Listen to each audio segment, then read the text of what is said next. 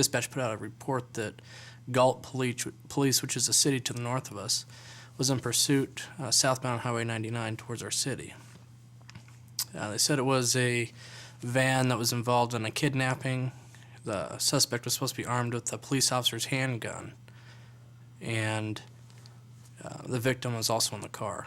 And as I came into the locker room, there were some other officers getting ready for shift, along with our sergeant.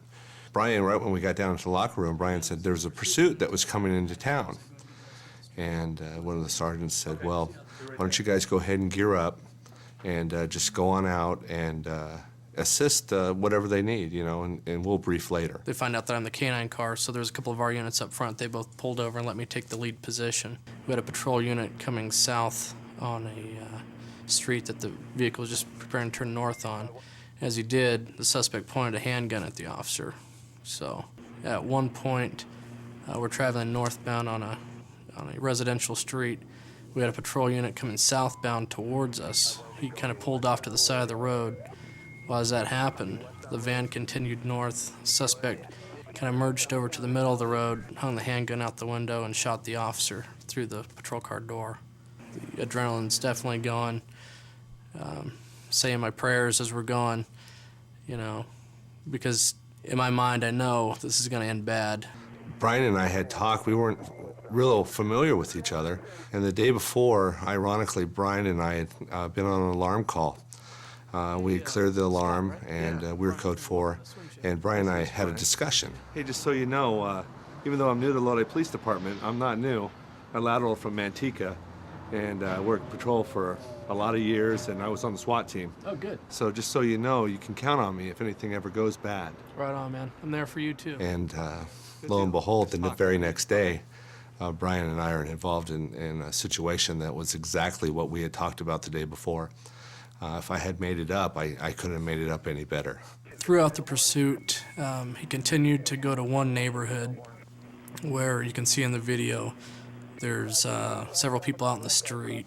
Those are all North Daniel gang members and friends of his.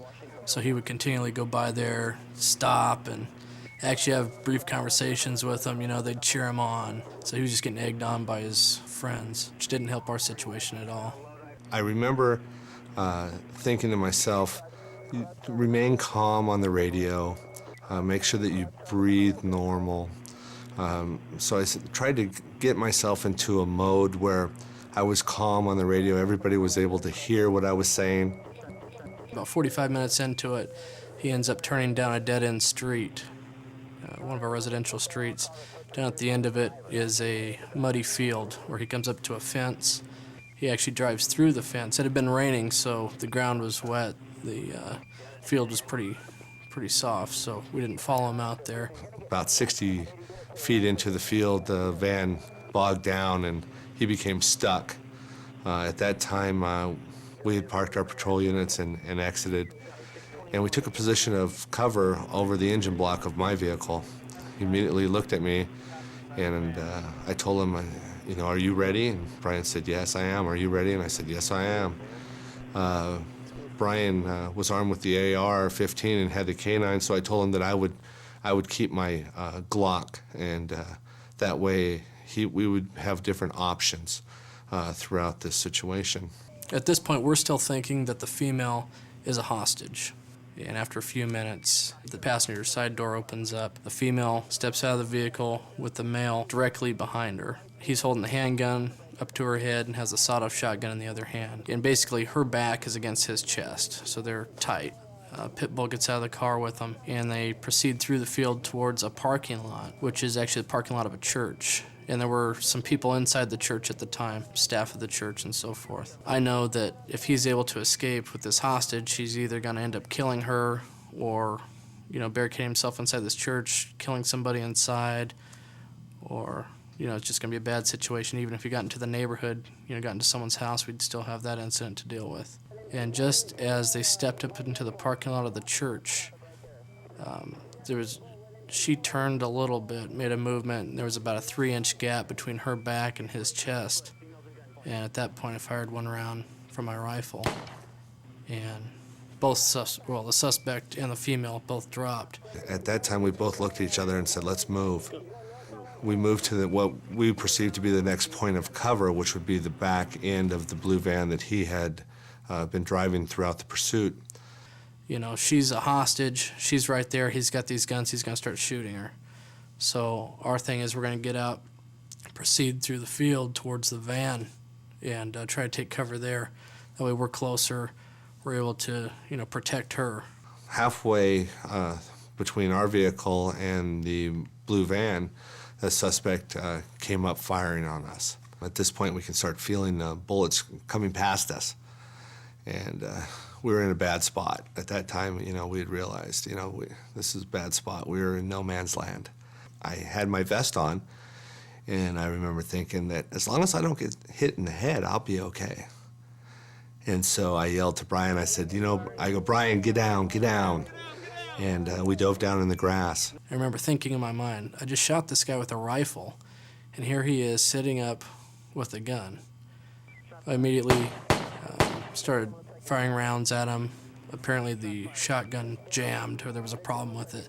So he transitioned to the Galt officer's handgun and began firing rounds at us and continuing to shoot this guy, and he's still shooting back. I'm thinking, I know that I'm shooting him with a rifle, and he's not dying.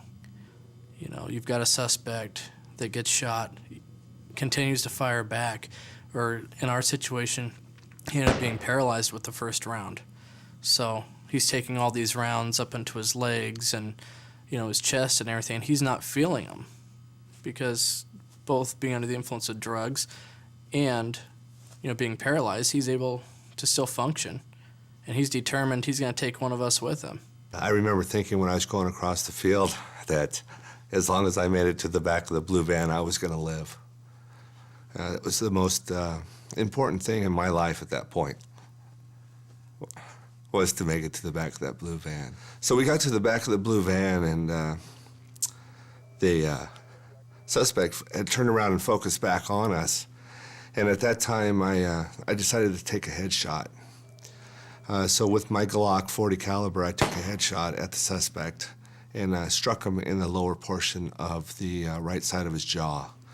At that point, the suspect fell backwards, and it ended the gunfight. Once he was disabled, I called my dog back. She came running back towards me, and the pit bull was, running towards us as well, following my dog. At that point, we didn't have any other means to deal with a pit bull that's running at us, so Scott and myself, we both shot the dog.